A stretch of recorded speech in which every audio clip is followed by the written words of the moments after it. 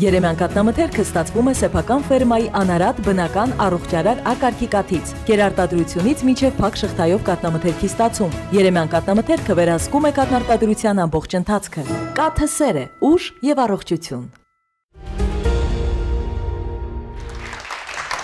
Ողջույն, հանրայինի եթերում Եղիր առողջ բժշկական նախագիծն է։ Ես բժիշկ Վահե Տերմինասյանն եմ եւ այսօր ինչպես միշտ կներկայացնեմ ձեզ ինչպես հավաստի, այնպես էլ միաժամանակ մատչելի տեղեկատվություն ձեր առողջության մասին, որպեսզի մենք բոլորս լինենք առողջ։ Եղիր առողջ։ Այսօրվա հաղորդման ընթացքում քննարկելու ենք մի քանի թեմաներ, բայց գլխավոր թեման նվիրված է պլաստիկ վիրաբուժությանը։ Ունենք հրաշալի հյուր, բայց մինչև նրան ներկայացնելը կխնդրեմ դիտենք միասին տեսանյութը։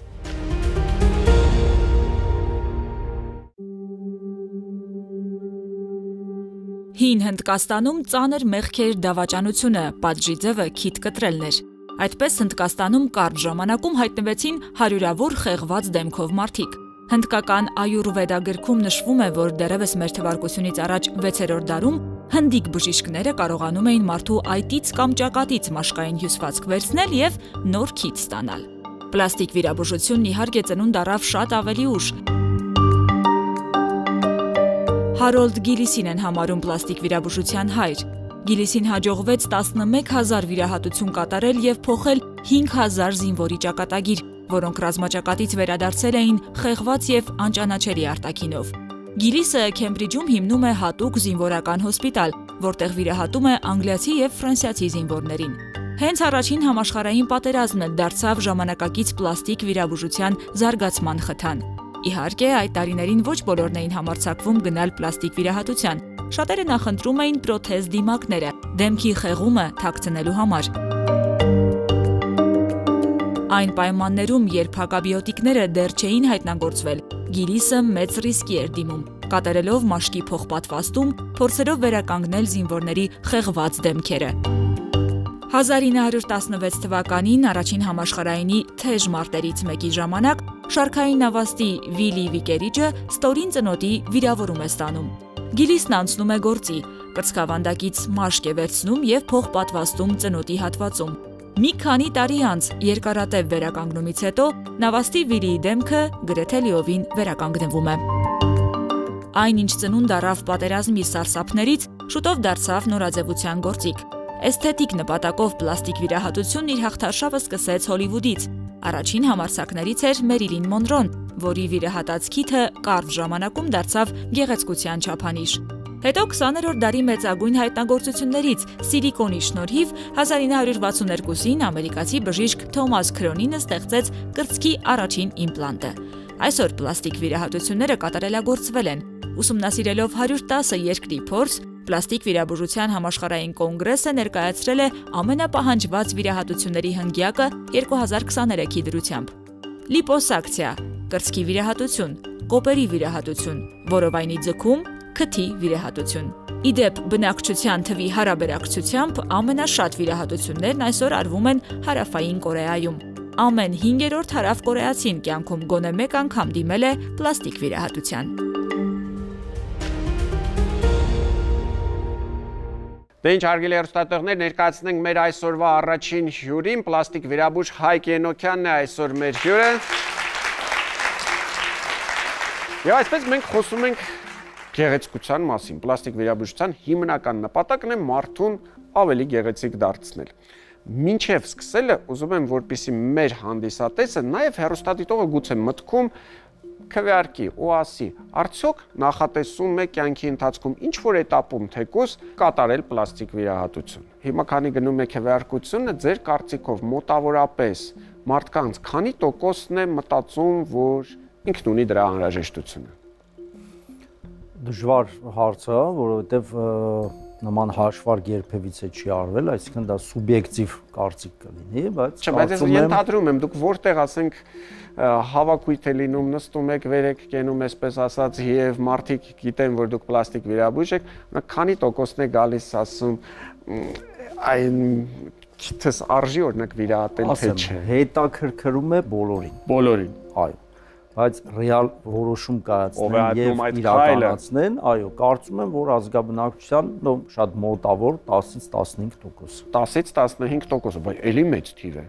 Այսինքն ամեն 10-րդը անում է այդ քայլը։ Եկեք տեսնենք, թե ինչ են ասում մեր հանդիսատեսը, իսկ մեր թվերը վկայում են նրա մասին, որ 32%-ը պատրաստվում է անել նման միջամտություն, 68%-ը չի ուզում անել։ Առայժմ, քանի դեռ չի դիտել մեր այս հաղորդումը, գուցե վերջում պարզվի, որ ոչ ոք չի ուզում, այնպես որ նկատի ունեցեք, ամեն ինչ կախված է ձեզնից։ Եվ այսպես, ես ունեմ մի շարք հարցեր։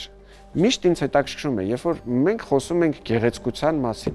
ով է որոշել այդ գեղեցկության չափորոշիչները։ Եթե մենք փորձենք հասկանալ ինչ բան է գեղեցիկ, իհարկե դա լուրջ փիլիսոփայություն է եւ նույնիսկ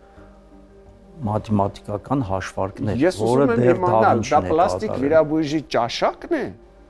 Ոչ միայն, բայց իհարկե պլաստիկ վիրաբուժությամբ զբաղվող անհատ վիրաբույժը նաև պետք է ունենա ճաշակ։ Մենք դες համար այսպես փոքրիկ թակարդ ենք այստեղ պատրաստել եւ ես կարծում եմ հիմա մենք ունենք այստեղ համաշխարհային ճանաչում ունեցող գեղեցկուհիներ, ինձ օրինակ հետաքրքրում է ով է ձեզ ամենաշատ դուր գալիս։ Մի անգամից ասեմ ձեր կնոջը նախորդ կզգուշացնենք, որ չնայի այս հաղորդումը։ Ինքը սովոր է, հա։ Օրինակ ով է այստեղ ամենագեղեցիկը եւ ձեզ համար մի հատ իմանանք Բժիշկ Հայկ Ենոքյանի ճաշակը տգեղքին գոյություն չունի։ Տգեղքին գոյություն չունի։ Իսկ երբ որ դուք աշխատում եք, դուք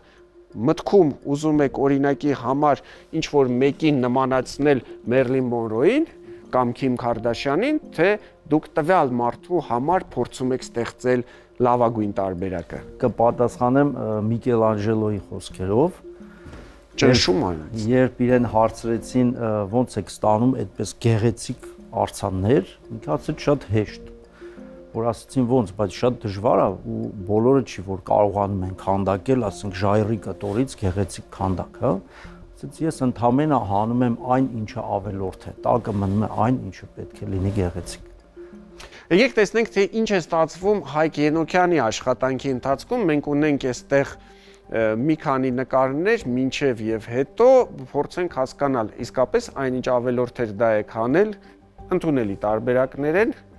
իդեպ տվյալ դեպքում դեմքի երիտասարդացում էր այստեղ քթի պլաստիկա է կատարվել տեսնում եք ինչպես է փոխվել իդեպ ասեմ որ միանգամից բոլորը միշտ պատկերացնում են պլաստիկ վիրաբուժություն ուրեմն քթի պլաստիկա դա հայկական իրականության մեջ բայց տեսեք օրինակ ծնոտների ձևախախտումներ հա Բարդ գործ է։ Սա լուրջ ռեկոնստրուկտիվ վիրահատություններ են։ Սա 73 տարեկան կին է, որի պարանոցի եւ դեմքի ստորին հատվածի ձգում։ Այստեղ լոշտակություն է, փոքրիկ աղջիկ է, հա։ Այստեղ նույնպես լոշտակություն է շտկվել, ավելի երիտասարդ տղա է։ Այստեղ դեմքի երիտասարդացում ձգում պացիենտան Միացյալ Նահանգներից։ Մենք մոտավորապես հասկացանք։ Հիմա եկեք սկսենք կոնկրետ հարցերով։ Սկսեցինք քթից։ Որ տարիքից ենք անում։ Եթե խոսում ենք էսթետիկ չափանիշների շտկման, ապա աղջիկներին 16, տղաներին 18 լրանալուց հետո։ Եթե խոսքը վերաբերում է շնչառական ֆունկցիային, տարիքը դա սահմանափակում չի եւ կարելի է անգամ նորածնին կատարել վիրահատություն։ Մենք ունենք տեսանյութ, եկեք դիտենք, հետո վերադառնանք։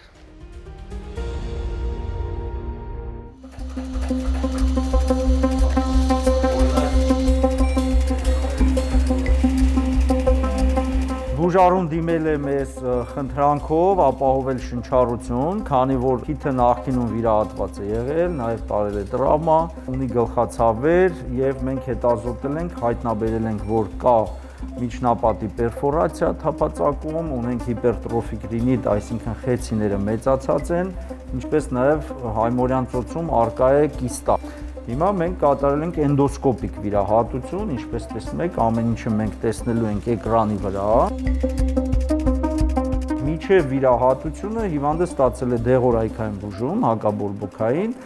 որպեսզի ինֆեկցիոն պրոցեսը հնարավորինս մենք կարողանանք վերահսկողության տակ պահել։ Հիմա ես ստորին խեցիները այրում եմ։ Նախկինում եթե ստորին խեցիները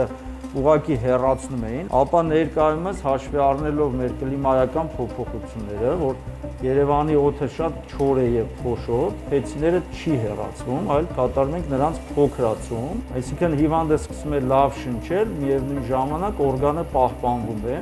քանի որ եթե փեցին ամբողջությամբ հեռացնես, կառաջանան մի շարք այլ խնդիրներ։ Դուք նաև այստեղ կարող եք տեսնել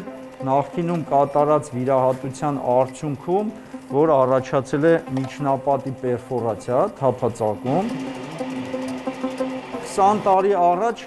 100-ից 2-ն էր կրկնակի վիրահատություն, նախկինում այլ տեղ վիրահատված, ներկայումս 100-ից 90-ը արդեն նախկինում ինչ-որտեղ վիրահատված է։ Էնդոսկոպիկ վիրահատությունների առավելություններին նաև պատկանում է այն, որ լրացուցիչ կտրվածքներ չեն արվում, թե մաշկի վրա, թե բերանի խոռոչում։ Վիրախցուցներ, տամպոններ ընդհանրապես չեն կիրառում տվյալ դեպքում,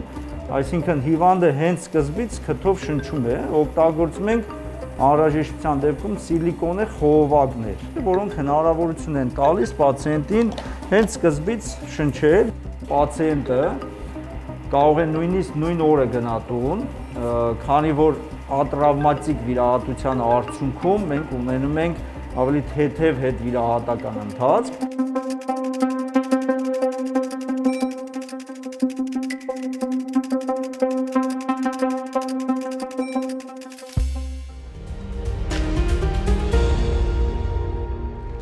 Երկրորդային դեպքերը հավասարազոր դեպքեր են, թե շատ ավելի բարդ է, երբ մի անգամ արդեն պացիենտը վիրահատվել է բուժարում։ Տեսեք, քթի պլաստիկ վիրահատությունը այդքան հեշտ վիրահատություն չի եւ կարծում եմ, որ վիրաբույժ ընտրելիս պացիենտը պետք է հաշվի առնի բժիշկի ստաժը եւ կատարած վիրահատությունների քանակը նաեւ ինչու, որովհետեւ ստատիստիկան շատ հստակ արձանագրում է, որ այո ռեօպերացիաների թիվը կտրուկ բարձրացել է։ Շատ ավելի բարդ է վիրահատել։ Բնականաբար երկրորդային վիրահատությունները եւ ավելի բարդ է եւ ավելի թանկարժեք է եւ ավելի տրավմատիկ է։ Շատ հաճախ մենք ստիպված ենք լինում կողաճար վերցնել պացիենտից, որպեսզի վերականգնենք արդեն նախկինում ոչ հաջող վիրահատած քիթը։ Դրա համար վիրահատվելուց առաջ կարծում եմ պացիենտը պետք է բավական լուրջ, ծանր ու թեթև անի։ Եկեք ականջների մասին խոսենք, լոշտակությունը։ Որ տարիքից 6 տարեկանից կարելի է կատարել։ Այսինքն եթե քիթը մենք խոսում ենք հասունացումից հետո երեխաներին հակառակը կարելի է։ Հետաքրքիր իրավիճակ է։ Ականջախեցին 6 տարեկանից հետո այլևս չի մեծանում։ Այսինքն ամբողջ կյանքում մնում են նույն չափերի մեջ։ Մասնավորապես լոշտակությունը 6 տարեկանից հետո է։ 6 տարեկանում եղել են այս նույն չափի։ Այո։ Եվ ապա կարող եք նկարները ստուգել, տեսնեք։ Գտնեմ իմ 6 տարեկան նկարները։ Տեսեք, նաև ստեղ շատ կարևոր է ժամանակի առումով երեխայի սոցիալիզացիան, որպեսզի ավելի դրական ընթանա եւ այսպես ասած անվանումներ, պիտակներ չդնեն, լոշտակ եւ այլն, հա, միջև դպրոց այցելելը արդեն այդ խնդիրը ցանկալի է լուծել։ Ես գիտեմ, որ խորհուրդ են տալիս պլաստիկ վիրաբույժները կամ մինչև դպրոց այցելելը, կամ եթե արդեն դպրոց է գնում, արձակուրդային ժամանակահատվածում անել եւ երեխան հանգիստ գնում է, փոքր երեխաներ են առանձնապես չեն էլ նկատի, որ փոփոխություն կա եւ սահուն կանցնի։ Ես անկեղծ ասեմ, ընկեր ունեի, որի երեխային վիրահատեցին եւ դրանից հետո երեխան սկսեց շատ ավելի լավ սովորել, ախորժակը բացվեց, երեխայի ինքնավստահությունը բարձրացավ, ես օրինակ միշտ խորհուրդ եմ տալիս լոշտակության դեպքում չհապաղել եւ փոքր տարիքում տանել վիրահատության։ Բալիկները շատ սիրուն են նույնիսկ այդպես։ Միանշանակ հաջորդ խնդիրը դրանք այսօր ընդունված իմպլանտներն են։ Ես անգամ այստեղ ունեմ պահած իմպլանտներ, սրանք բոլորը կրծքագեղձի իմպլանտներ են, ճիշտ է։ Այո։ Եվ իմպլանտների հետ կապված այնքան ինֆորմացիա կարելի է գտնել համացանցում, դրանք փչանում են, դրանք թարախակալում են, դրանք ինքնաթիռում պայթում են, թռնում գնում են ինչ-որ այլ տեղեր։ Կրծքագեղձի իմպլանտները, որոնք այստեղ ներկայացված են, իրանք շատ բազմազան են ու բազմապիսի, եթե մենք բացենք կատալոգները 500-ից ավել միայն տեսականի կարող են գտնել, հա, չափի, ձևի, ստրուկտուրայի, իրար պատիճի, տեսեք, սա օրինակ hard implant է, հա, նաև տեսեք պոլիուրետան, հա, գերմանական, որոնք կրծքագեղձի քաղցկեղից հետո է տեղադրվում, հա։ Իդեպ երևի մենք այստեղ պետք է տարանջատենք երկու խումբ։ բուժառուների, այսինքն բուժառուներ, որոնք վիրահատվել են կրծքագեղձի քաղցկեղի կապակցությամբ եւ բուժառուներ, որոնք որևէ խնդիր չունեն, բայց ուզում են ձևի փոփոխություն, չափի փոփոխություն, հետլակտացիոն պտոզի վերացում եւ այլն։ Բժիշկ Երևանյան վստահ եք արդյոք որակի եւ ամրությանը։ Նրանք շատ ամուր են, Այնուամենայնիվ ես առաջարկում եմ այսպեսի մի հատ փորձ անել։ Չպայթեց։ Ես կշռում եմ մոտավորապես 90 կիլոգրամի կարգի։ Փորձեմ կանգնել։ Ինձ էլ է հետաքրքիր։ Ձեզ էլ է հետաքրքիր։ Ես կանգնեցի, թռվռացի, հա։ Եվ նայում ենք իմպլանտը։ Իմպլանտը ամբողջական է, վնասված որևէ հատված չունի։ Այսինքն իրականում, այո, երբ որ մենք ասում ենք, որ դա հեքիաթներ են, միֆ է, իսկապես դա միֆ ու հեքիաթներ են։ Սրանք իսկապես պինդ է եւ չեն կարող վնասվել։ Ասեմ, որ տարիներ առաջ ես ինքս փորձ կատարեցի եւ իմ ամենագնացով իրա վրայից անցա, որը դուք մեքենայով եք անցել։ Մոտ 3 տոննա քաշ է կշռում եւ նույնպես դիմացավ։ Այնպես որ ես վստահ էի, որ ձեր քաշին ինչքան ուզում ես։ Դե ինչ, վերջում կուզենայի եւս մեկ անգամ, որպեսզի մեր հեռուստադիտող այնուամենայնիվ եւս մեկ անգամ քվեարկեր հասկանայինք։ Օրինակ, այսքանը տեսնելուց հետո պարզաբանելով, որ կարող են քիթը վիրահատել ավելի գեղեցիկ ստան, եթե ճիշտ վիրաբույժի մոտ են լոշտակությունը անցկացնել, ծնոտի, դեմքի ձևը, երիտասարդացումը, որովայնի ավելորդ, հատկապես նիհարելուց հետո մնացած հատվածները, այնուամենայնիվ եւս մեկ անգամ քվեարկեք, ինձ հետաքրքիր է, արդյոք կյանքի ընթացքում պլանավորում եք գոնե մեկ անգամ դիմել պլաստիկ վիրաբույժին։ Իսկ դուք ինչ խորհուրդներ կտաք։ Խորհուրդները հետեւյալն են, որ վախենալ պետք չի, ուղղակի պետք է տրամաբանել եւ ավելի կշռադատված որոշումներ կայացնել։ Այսպես, իսկ նաև օգտվել ժամանակակից այդ բարիքներից, նույն հաջողությամբ։ Ես գիտեմ, որ դուք մերժում եք երբեմն նաև։ Հաճախ մերժում եմ, այո։ Իրավունք ունի բժիշկը մերժած չեն վիրահատում։ Անշուշտ, իհարկե։ Իսկ ո՞նց եք դա պատճառաբանում։ Փորձի հետ մեծանալով զուգահեռ նաև շատանում են մերժումները։ Առաջինը դա իհարկե հոգեկան խնդիր ունեցող պացիենտներն են, կա դիսմորֆոֆոբիա կոչվող հիվանդություն, մենք դա բացահայտում ենք եւ նրանց ուղղորդում ենք հոգեբանի մոտ։ Ինչպես նաև կան սոմատիկ հիվանդություններ ունեցող, ասենք սրտամկանի հետ կապված խնդիրներ, ճնշման հետ կապված, շաքարային դիաբետի, իհարկե։ Այսինքն տարեց, հատկապես տարեց մարդկանց խմբում, մենք առաջինը իհարկե ստուգում ենք առողջական վիճակը, նոր հետո որոշում ենք կայացնում։ Երիտասարդների մոտ էլ փորձում ենք հասկանալ արդյոք իրոք դա պետք է, թե դա զուտ, ասենք, ուզում եմ գաղափարն է։ Հաճախ նաև զրույցից հետո պացիենտները որոշում են, որ կարող են նաև ապրել այսպես ինչպես Աստված ստեղծել է, բայց քանի որ նաև խնդիրները իրոք առկա են լինում, հա, նաև լինում են հետ վնասվածքային ձևախախտումներ, սպորտային տրավմաներ, հետ ծննդաբերական սպիեր եւ այլն, այսինքն պլաստիկ վիրաբուժությունը բավական լայն սպեկտր է ներգրավում, անգամ մազերի փոխպատվաստում։ Պետք չի ձեզ դիտարկել որպես քիթ վիրահատող բժիշկներ։ Իհարկե։ Դե ինչ հարգելի հեռուստադիտողներ, տեսնենք ինչպիսին են մեր թվերը։ Փաստորեն ընդամենը մի քանի րոպե զրույց եւ մեր հանդիսատեսի 10%-ից ավելը որոշեց, որ կավելանա այն թվին, ովքեր որ պատրաստվում էին վիրահատվել։ Ես կարծում եմ, որ մեր հիմնական նպատակը հենց դա է, որպեսզի բացատրենք ինչպես են իրականացվում բուժման, հետազոտությունների միջոցները, ինչ ինֆորմացիա ենք մենք պարտավոր տրամադրել բուժառուներին եւ ամենակարևորը վստահություն ներշնչող բժիշկների հետ զրույցներ ունենալ։ Եղիր առողջն է եթերում, մնացեք մեզ հետ։ Երեմյան կաթնամթերքը ստացվում է սեփական ֆերմայի անարատ բնական առողջարար ակարգի կաթից։ Գերարտադրությունից մինչև փակ շղթայով կաթնամթերքի ստացում։ Երեմյան կաթնամթերքը վերահսկում է կաթնարտադրության ամբողջ ընթացքը։ Կաթը սեր է, ուժ եւ առողջություն։ Դե ինչ հարգելի հեռուստադիտողներ, ծնողների դպրոցն է մեր եթերում, մենք շարունակում ենք թեման, մենք խոսում ենք գեղեցկության, մենք խոսում ենք պլաստիկայի մասին եւ ես այժմ ուզում եմ հրավիրել հոգեբանի Թագուհի Մակարյանն է մեր տաղավարում, համեցեք։ Ողջույն։ Ես միշտ սիրում եմ հոգեբանների հետ զրուցել, որովհետեւ հոգեբանները աչքերիդ մեջ են նայում, քեզ գնահատում են, փորձում են հասկանալ, հետո արդեն շարունակում։ Կա այդպիսի բան։ Չեմ կարծում։ Չեք կարծում, լավ։ Այդ դեպքում ես մի հատ էլ հարց ունեմ։ Սովորաբար օրինակ, երբ ես ուզում եմ, որ իմ երկրորդ հաղորդավարը լինի ինքը, իմ պրոդյուսերը դա ճիշտ չի ընկալում, պրոբլեմ ունեմ ձեր կարծիքով որպես հոգեբան։ Տեսեք նայեց աչքերից մեջ ու սկսեց մտածել։ Ոչ։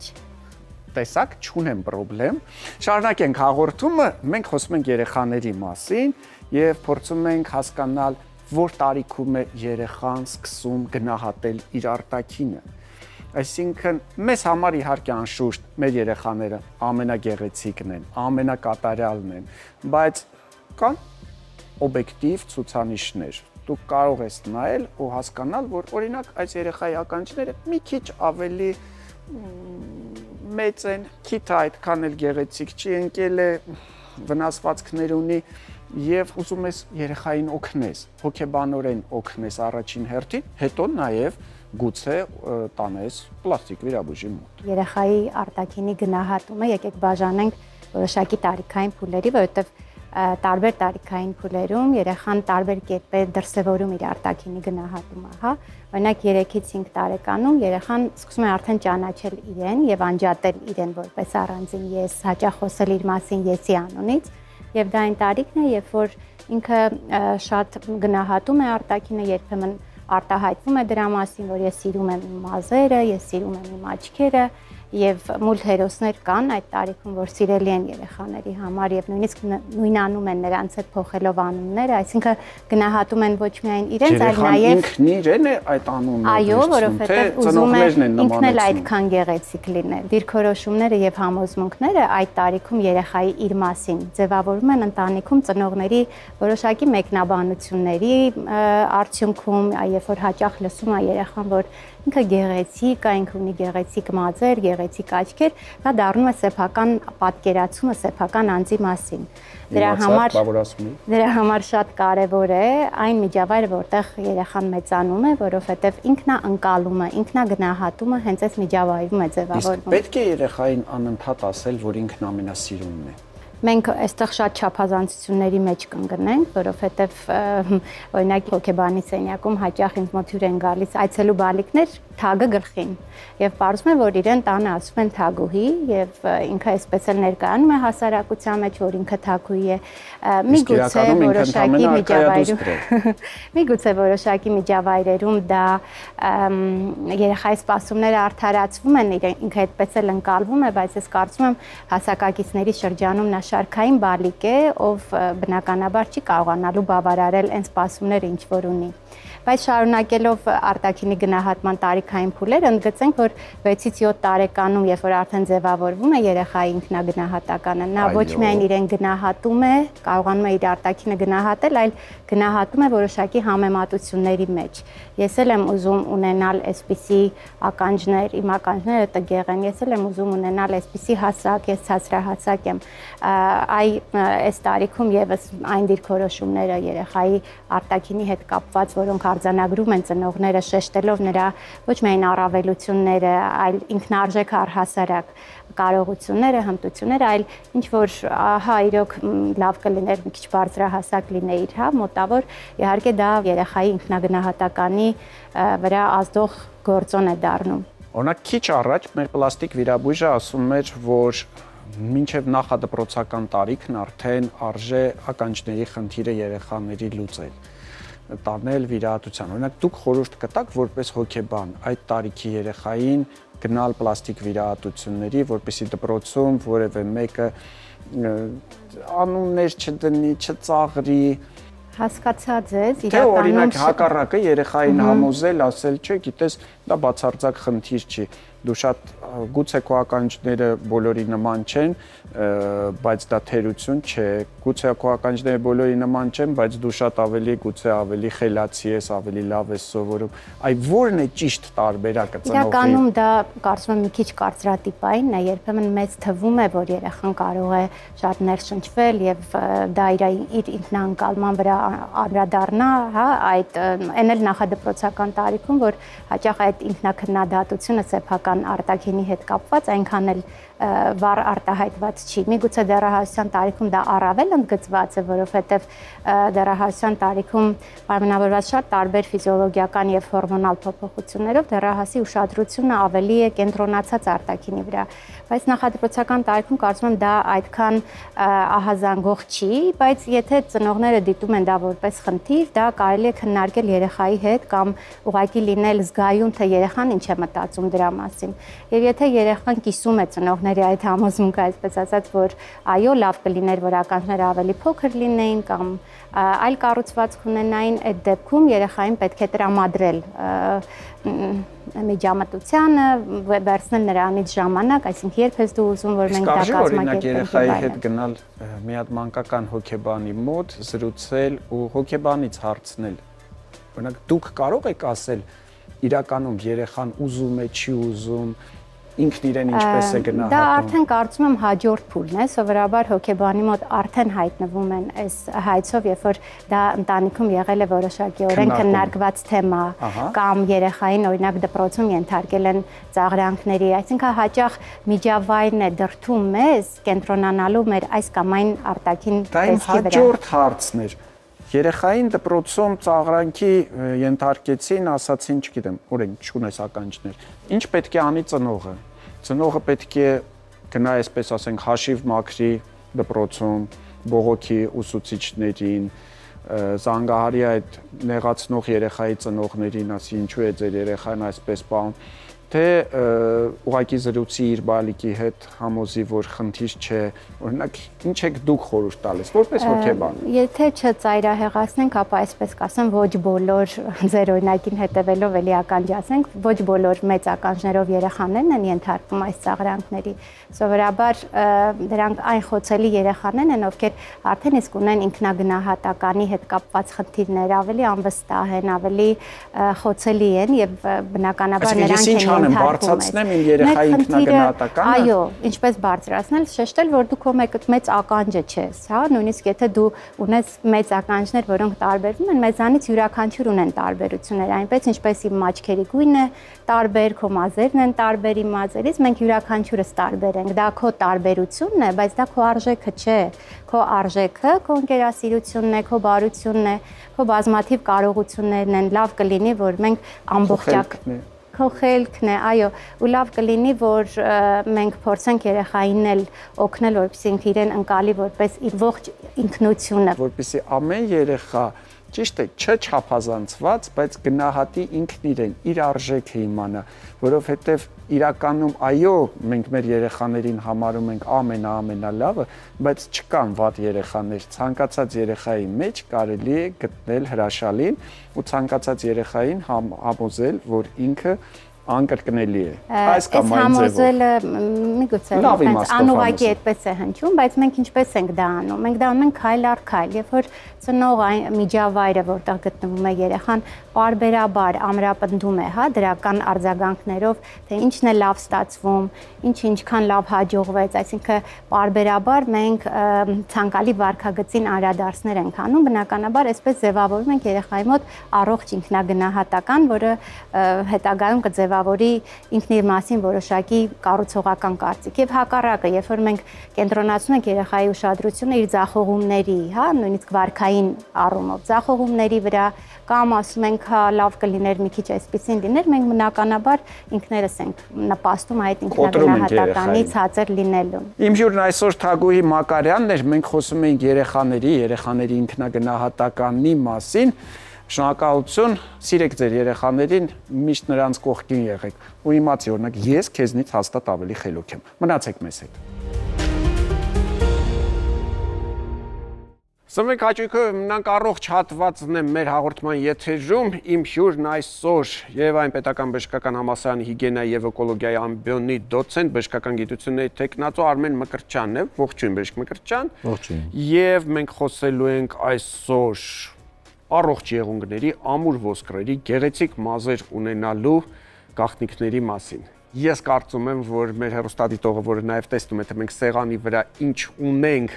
արդեն կարող է գլխի ընկնել, որ մենք խոսելու ենք կալցիումի մասին։ Իսկ այդ գործում կօգնի մեր հաղորդման հովանավոր Երեմյան ընկերությունը առողջ, անարատ եւ 100%-անոց բնական կաթնամթերքով։ Կաթնամթերքն ի դեպ գլխավոր դերակատարներից է։ Ինչ է կալցիումը, որտեղ են կուտակվում, որտեղից ենք մենք այն ստանում, ուր ենք կորցնում, ինչ են մարդիկ կալցիումի պակաս ունենում։ Բարի։ Իրականում ինքը շատ ավելի կարևոր գործառույթներ ունի, որի հետևանքով նաև մենք ունենում ենք առողջ մազեր, առողջ եղունգներ եւ առողջ մաշկ, հա։ Ուրեմն կալցիումը մեր մոտ կա ինչ-որ տենց մի տեսակ միֆ, որ ինքը ոսկրերի եւ ատամների համար է, բայց իրականում կալցիումը ունի բազմաթիվ այլ դերակատարումներ, ոչ ավելի քիչ կարևոր, օրինակ ասենք կալցիումը մակարդման համակարգի մեջ է։ Այո, կալցիումը կարևոր է, որովհետեւ մեր նյարդային իմպուլսները փոխանցվեն եւ մենք ինչ-որ տեղեկանանք եւ պատասխանենք adekvat, հա։ Կալցիումը մի շարք հորմոնների սինթեզին է նպաստում, կալցիումը արտաբջջային հեղուկի մեջ է եւ ապահովում է ներբջջային եւ արտաբջջային հեղուկների ճնշումների միջև բալանսը եւ այլն եւ այլն։ Ցանկացած խախտում է բերելու է ձեր նշածների աշխատանքին։ Եվ պետք չի վախենալ, որ մենք կալցիում ինչ-որ մի կերպ կորցնում ենք մեր ոսկորները, որտեղ օրգանիզմը ամեն դեպքում կալցիումի 90%-ը կուտակել է ոսկրերում այն տրամաբանությամբ, որ իրեն խիստ անհրաժեշտ պահին դա համարվում է պահեստ եւ ինքը կարող է վերցնել եւ օգտագործել, հանել արյան մեջ եւ այնտեղ օգտագործել այլ նպատակներով։ Դե բայց պիտի վերականգնենք։ Այո, միանշանակ ինքը հավերժ մեկ կողմանի գործընթաց չի, բայց ամեն դեպքում բնականաբար ամենաարագ աղբյուրը դա է։ Լավ, ունենք խնդիր կամ անգամ չունենք խնդիր, ուզում ենք չունենալ խնդիր, կա ինչ որ օրինակ այս նշած սննդատեսակները, որտեղ ունենք նուշն է, արևածաղիկն է, քունջուտն է, բրոկոլին է, կաթնամթերքն է, կա տարբերակ, որ մենք չարաշահենք, մեր օրգանիզմում կալցիումի քանակը շատանա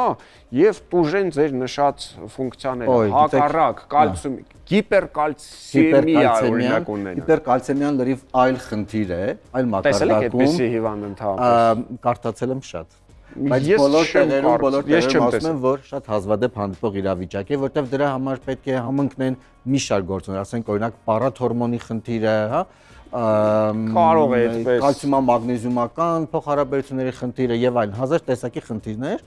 կամ ուղակի բերենք եւ ներերակային առելի քանակությամբ կալցիում անտրնել։ Դե լուրջ չի իրականում հիպերկալցեմիան շատ ավելի հազվադեպ հանդիպող խնդիր է, քան թեր վիճակները եւ շատ դեպքերում մենք ունենում ենք քիչ քանակությամբ կալցիումի յուրացում, էլի տարբեր պատճառներով։ Որ տարիքում ենք մենք կուտակում, այ դուք ասեցիք կուտակում ենք, դա մանկական տարիքն է, դա երիտասարդ տարիքն է, թե ամբողջ կյանքի ընթացքում մենք կարողանում ենք կուտակել։ Նորածնի օրգանիզմում մոտավորապես մի 25-30 գրամ կալցիում կա։ 18 տարեկանը լրացավ, կոպիտ ասած հենց անձնագիրը ստացավ 18 տարեկանը լրացավ, արդեն տղամարդկանց օրգանիզմում մոտ 1.4 կիլոգրամ է, կանանց օրգանիզմում մոտ 1.2 կիլոգրամ։ Պատկերացրեք այդ ընթացքում ինչ ինտենսիվ կուտակում է գնում։ Եվ տղամարդկանց օրգանիզմում ամբողջ կյանքում մոտավորապես այդ քանակը պահպանվում է, շատ բարձր 80-85 պլյուս տարիքում սկսում է մի փոքր նմազել։ Կանանց մոտ նվազում է մենոպաուզայից հետո, երբ որ արդեն էստրոգենային խնդիր կա, յուրացման խնդիր կա եւ այլն եւ այլն։ Այս պարագայում հատկապես կանանց համար օգտակար է օգտագործելը եւ բոլոր այն մարդիկ, որոնք որ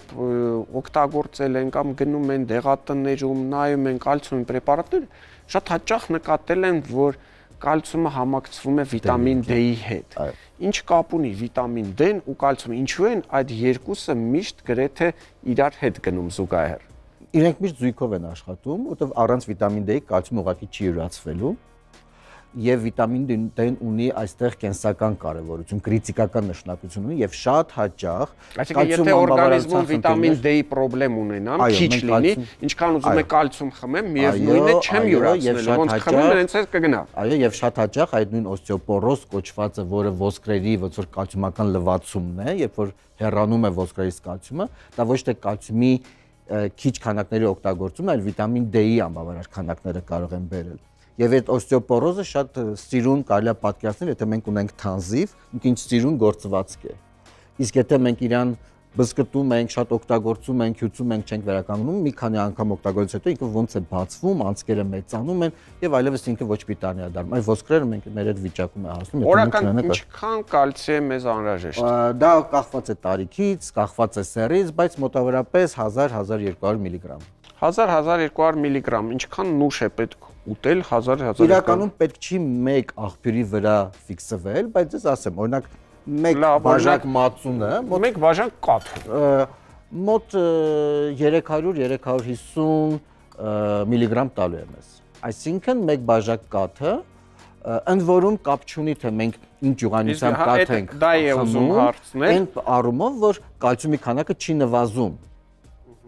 Եվ մենք մոտավորապես 280-300-350 միլիգրամ կալցիում կովի կաթից ենք, որովհետև այնտեղ կա այծի, ոչխարի, չեմ ուզում դրանց մասին եկեք չխոսենք։ Ամեն դեպքում ինքը արտակարգ է, որովհետև ինքը մոտավորապես օրական պահանջի 25-30%-ը փակելու է։ Մեկ բաժակ կաթով։ Եվ եթե մեզ խորհուրդ են տալիս օրական 3 չափաբաժին կատնամթերք, այսինքն մեկ բաժակ կաթ առավոտյան, 1-2 կտոր պանիր, ցերեկը եւ երեկոյան մեկ բաժակ մածուն, մենք ուղղակի կալցիումի օրական պահանջը փակելու ենք։ Այսինքն միայն կաթնամթերքով արդեն համարյա կարելի է լրացնել պակասը։ Ոչ թե համարյա, այլ մենք հանգիստ կարող ենք լրացնել։ Բայց կան խնդիրներ, լակտոզ անտանելիություն կա, մարդը չի օգտագործում կաթնամթերք, իսկ լակտոզ ազատ կաթնամթերքը բավականին թաքնչու է։ Կա կաթից ալերգիա, կա ի վերջո այլ տրամաբանությամբ վեգան սննդակարգ եւ այլն, հա։ Այդ դեպքում դրանք բացառիկ դեպքեր են, դա բացառություններ են ավելի ճիշտ։ Իրականում կամաց ավելի շատանում են մեր շրջապատում վեգանները եւ խնդրեմ նույն բրոկոլիից մոտ 25-27% ինչպես եւ կաթից յուրացվում է։ Ես ամեն դեպքում կնախընտրեի կաթնամթերքը, ես կարծում եմ դա շատ ավելի հեշտ է, շատ ավելի տրամաբանական է, առավել եւս եթե մենք ունենք նման գործընկեր, իսկ ես եւս մեկ անգամ ուզում եմ հիշեցնել, որ մեր այսօրվա հյուրը Արմեն Մկրտչյանն էր, մարդ, որը ամեն ինչ գիտի սննդի օգտակարության մասին, իսկ մենք ուզում ենք սնվել հաճույքով եւ մնալ առողջ։ Մնացեք մեզ հետ։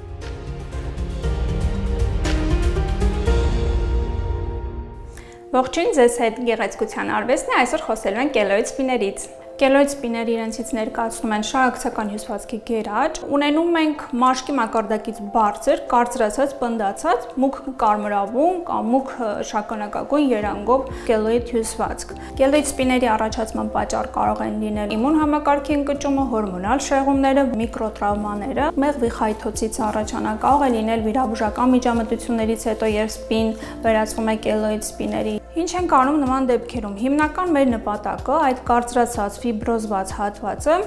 հղկելն է, այսինքն մենք պետք է հատուկ ներարկումային միջամտությունների միջոցով ցրենք այդ ֆիբրոզ հատվածը, որպեսզի ունենանք հարթ մաշկ։ Այսօրվա մեր մոդելը ունի կելոիդ սպի, որը որ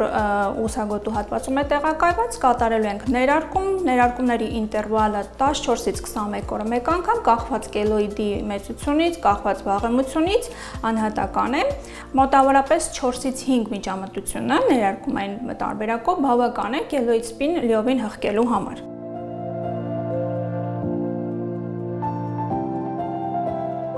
Նշեմ, որ միջամտությունը հակացություններ չունի, այսինքն կարող ենք իրականացնել 1-2 տարեկանից սկսած, քանի որ շատ են լինում այրվածքից հետո նաև կելոիդ սպիների առաջացումը երեխաների շրջանում։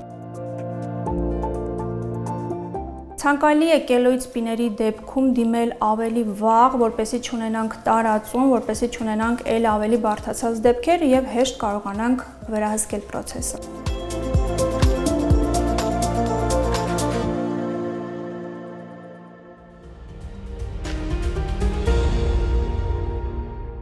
Այսօր այսքանը հարգելի հեռուստադիտողներ, հիշեցնեմ ցուցադրման հովանավորն է Երեմյան ընկերությունը, առողջ, անարատ եւ 100%-անոց բնական կաթնամթերքով, հիշեցնեմ նաեւ, որ մեր ամբողջ թիմը աշխատում է միայն մեկ նպատակով, որ ձեզանից յուրաքանչյուրը լինի առողջ։ Եղիր առողջ, կհանդիպենք։